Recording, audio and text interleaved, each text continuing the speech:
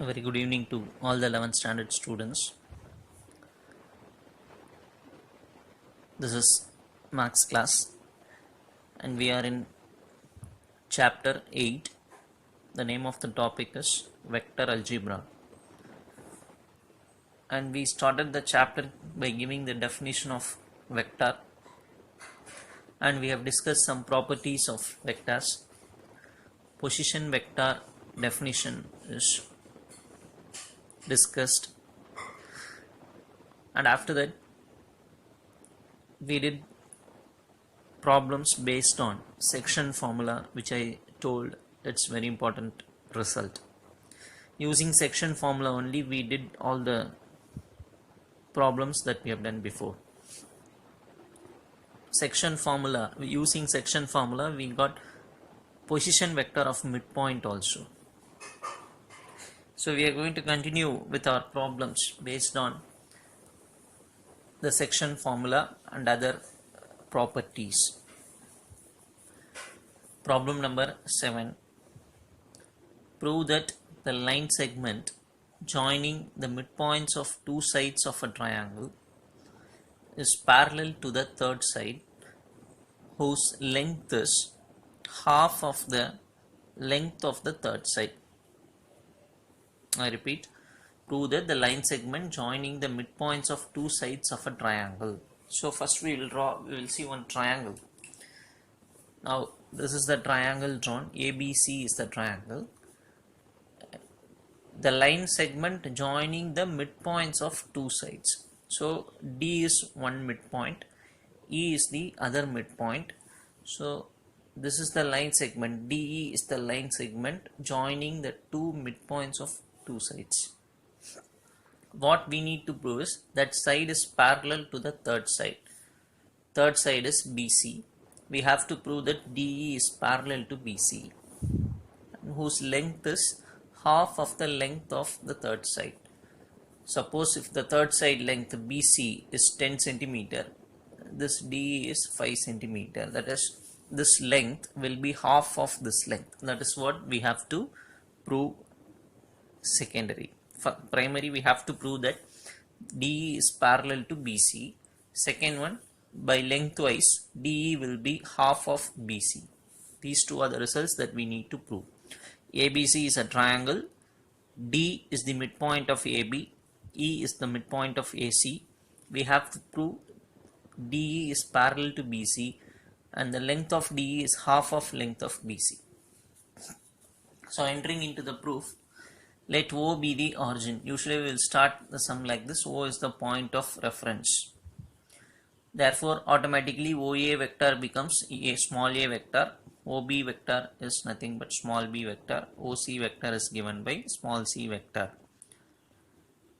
Since D and E are the midpoints of AB and AC, since D is the midpoint of AB, OD vector can be written as, don't ask how it is, see section formula result. Midpoint means ratio becomes 1:1, so denominator becomes 2. Suppose O is present here, OA vector plus OB vector by 2, that is written as A vector plus B vector by 2. This we have seen many times in the previous problems also.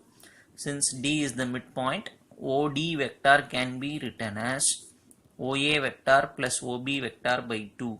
OA vector is nothing but small a vector, OB vector is nothing but small b vector by 2. Right? Now similarly, E is the midpoint of AC. Therefore OE vector can be written as OA vector plus OC vector by 2. OA vector is written as A vector, OC vector is written as C vector divided by 2. Now what we want to prove, D is parallel to BC. This is the first one we need to prove. Secondary, DE, the length DE will be equal to half of the length of BC vector. That we want to prove. So first we will start with DE vector. DE vector can be written as OE minus OD. Yes or no? AB vector, how will you split? OB minus OA. DE means OE minus OD. What is OE vector value? A plus C by 2. Substitute minus What is ODE vector? A plus B by 2. Substitute. Since LCM is same, 2 is the LCM. If you take this minus inside, this becomes minus A minus B. So A will get cancelled. C minus B by 2 is the answer. And also C minus B can be written as BC vector, because BC vector is written as OC vector minus OB vector, right or not? This is equal to C minus B. Just see, C vector minus B vector can be written as BC vector. That is what is written as C minus B is written as BC vector by 2. Now what we have proved, DE vector is half of BC vector. That is, the length of this is half of BC. Here we have proved that. And also DE is parallel to BC. If you listen the theory part carefully, you will say this is correct. DE is parallel to BC, because what is the condition for parallel? If DE vector is, this is actually a rough column. So if DE vector is written as some constant into BC vector, right? This is the condition for parallel. See, DE vector is equal to some constant into BC, means DE and BC are parallel.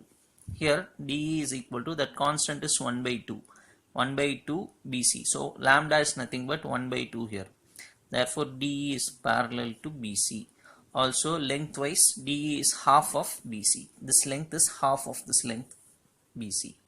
So we have proved both the results. We'll move on to the next sum. Question number 8. If A vector and B vector represent a side and a diagonal of a parallelogram, find the other sides and the other diagonal. Again we will see the question through the diagram. This is a parallelogram. ABCD is a parallelogram. A vector represents a side. So one side is taken as A vector, and B vector is nothing but diagonal. So this is called B vector. So one side is taken as A vector, one diagonal is taken as B vector. Find the other sides and the other diagonal. We need to find the remaining sides and the remaining diagonal BD.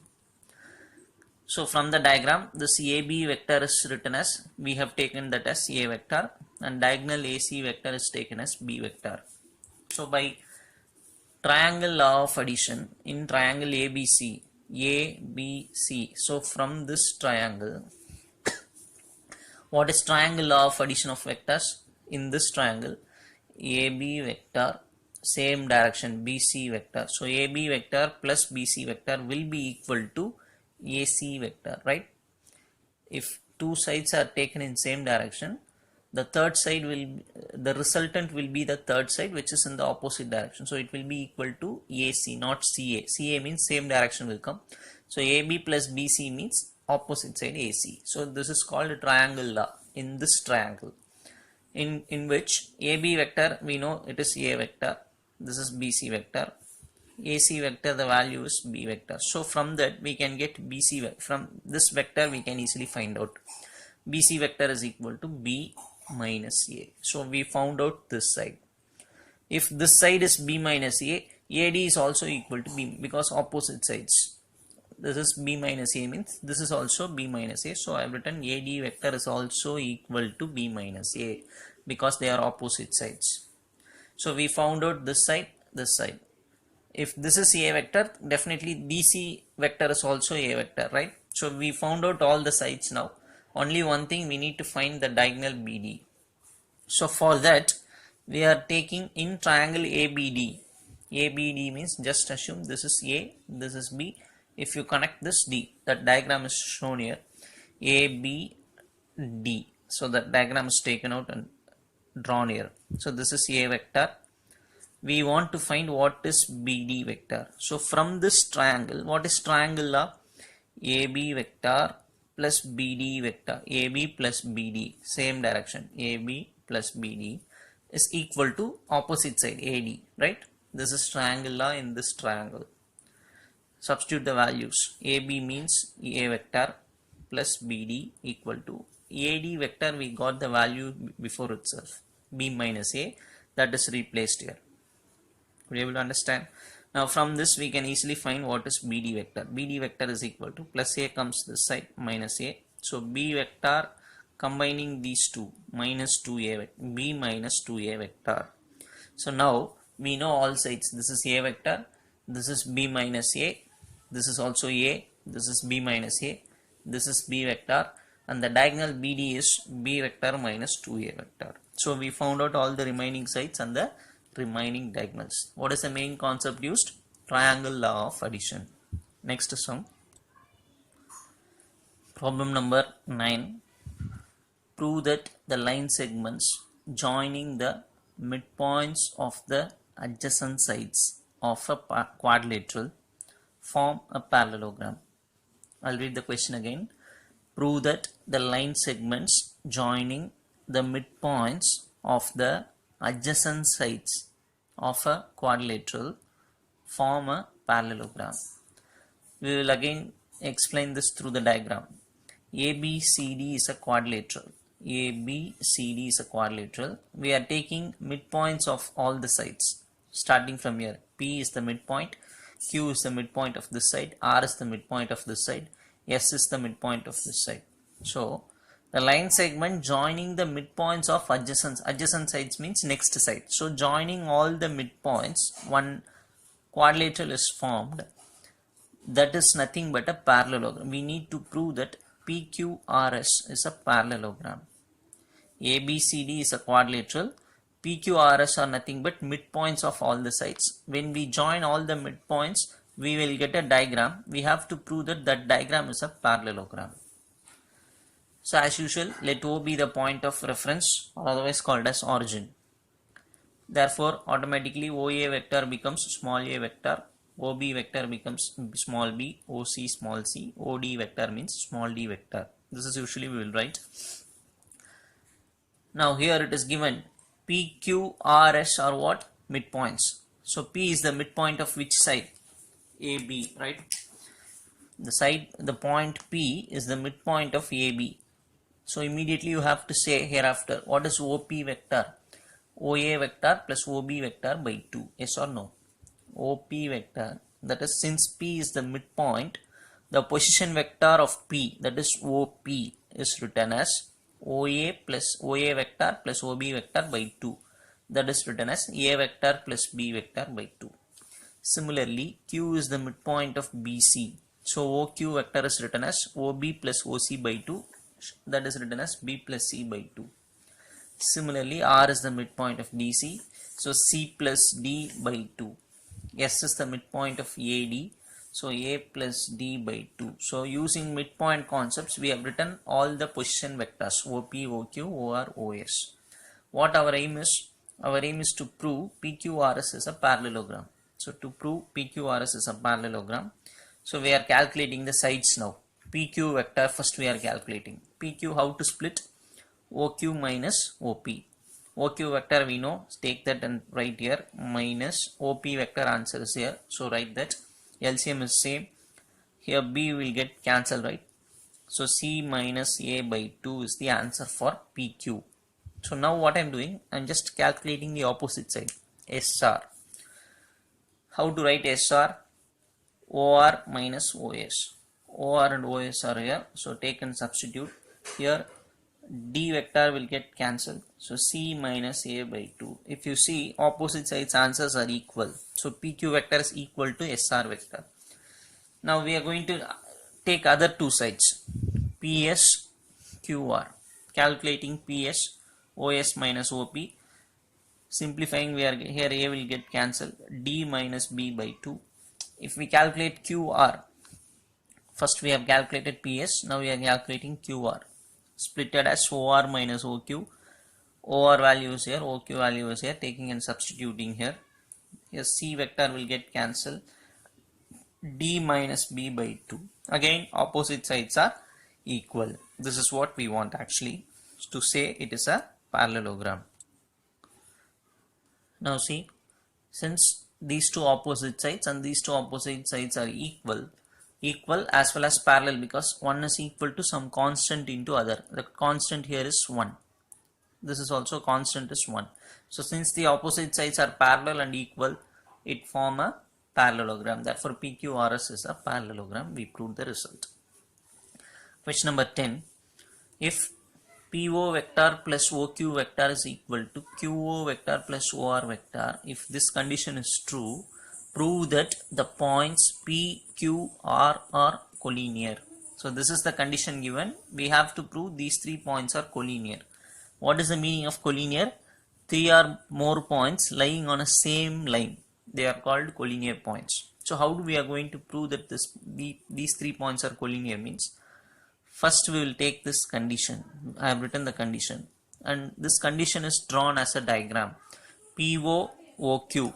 So you just draw vector PO vector, OQ vector means it should start from this point, OQ vector. So what I am doing is I am connecting the third side. So automatically that becomes PQ. This is given PO plus OQ. This is PO.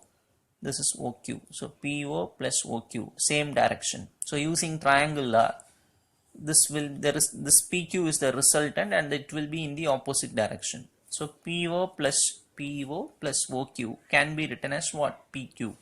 So this is written as PQ vector. Similarly, for this you draw the diagram. QO vector, OR vector. So the resultant will be QR vector. QO plus OR, same direction. So the third side will be in the opposite direction, QR. So this too is written as QR vector. Now what we got? PQ vector and QR vector are equal. What is the meaning? They are parallel also. See, because the constant here is 1. What I am telling is, if two vectors are parallel, A vector and B vector are parallel means the condition is A vector is equal to some lambda into B vector. This is the condition for parallel. This is the condition for what? Parallel vectors. So here the constant is 1. The lambda value here is 1. So is it possible? This is one line. This is PQ and this is QR, where Q is the common point. If you see, Q is the common point. Therefore, what is the meaning? This PQ and QR will not be a separate lines. They are the same line. So if PQ is here, QR will be continuing, right? If PQ vector is here, QR vector lies in the same. So all the 3 points lies in the same straight line. Therefore, PQR are collinear. So we have proved that the points are collinear. Problem number 11. If ABCD is a quadrilateral and E and F are midpoints of AC and BD respectively, then prove that when we add these 4, answer is 4EF vector. So again we will see this through the diagram. ABCD is a quadrilateral. So we have drawn one quadrilateral. ABCD is a quadrilateral. E and F are midpoints of AC and BD. So E is the midpoint of AC. AC line is drawn, that is the diagonal is drawn, and this point E is the midpoint of AC. So E is the midpoint. Similarly, F is the midpoint of BD. So BD is this diagonal, and this point F, don't consider this point is called F. F is the midpoint of this diagonal. E is the midpoint of this diagonal. What we have to prove is, when we add all these things, the answer is 4EF vector. EF vector is nothing but this line, the line segment connecting E and F. So if I draw dotted lines here, this is called EF. To be able to understand, we have to prove AB plus AD plus CB plus CD is equal to 4EF vector. So how to write AB vector? So before that, since E is the midpoint of AC, how to write OE vector? OA plus OC by 2, yes or no? Similarly, F is the midpoint of BD, so OF vector is written as OB vector plus OD vector by 2. Using midpoint formula, in many sums we are using that. Again I repeat, E is the midpoint of AC, so OE vector is written as OA vector plus OC vector by 2. F is the midpoint of BD, so OF vector is written as OB vector plus OD vector by 2. That is what will be the next line. So as I said, since E is the midpoint of AC, OE vector is written as OA vector plus OC vector by 2. Similarly, F is the midpoint of BD, OF vector is written as OB vector plus OD vector by 2. We need to prove this result, so we start from LHS, that is all the 4 terms is called LHS. How to write AB vector? OB minus OA. AD vector, how will you split?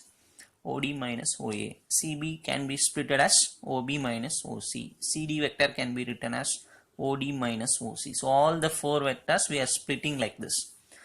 And if you combine the like terms, that is OB plus OB gives 2OB, OD plus OD gives 2OD, minus OA minus OA minus 2OA.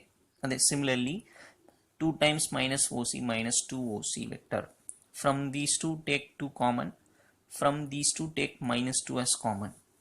Now this 2 is written here. OB plus OD, if you see here, OB plus OD can be written as 2 times OF by cross multiplying this.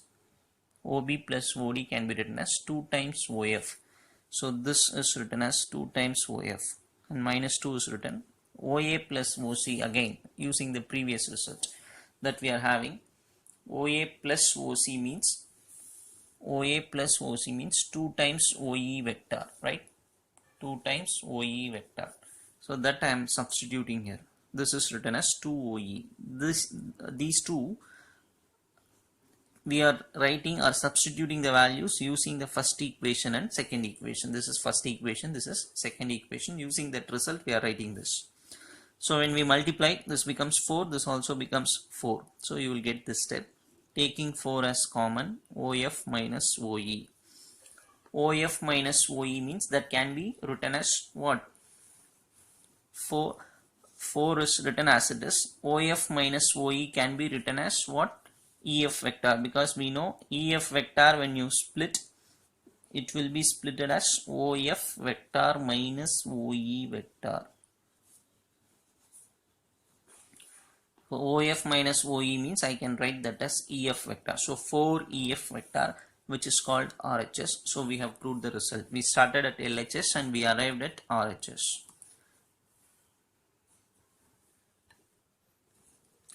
Now the next topic is resolution of vectors, 2 dimension as well as 3 dimension. I am going to explain this very shortly. Resolution of vectors means splitting a vector in 2-dimensional plane. Splitting or writing as components in 2-dimensional plane. Simple example, since it is 2 dimension, we will take only 2 axes, x axis and y axis. O is the origin, P is the point, and we are going to write this. We are going to connect OP, and OP vector is written as xi vector plus yj vector, where x is nothing but the distance between O and, suppose if this is L and this is M, for example, the points L and M. OL is nothing, the distance OL is given as x. Don't think x means x-axis, no. OL is nothing but x. I vector is nothing but unit vector along x-axis. Similarly, the distance LP, or even I can say OM, is taken as y. So this distance is x and this distance is y. Try to understand, where P is the point. If you take the point and keep it on x-axis, this distance is called x, and you keep this point at y-axis and this distance is called y. So xi vector plus yj vector. So any vector can, in 2-dimension vector, can be splitted like this, I vector and j vector, where x represents what?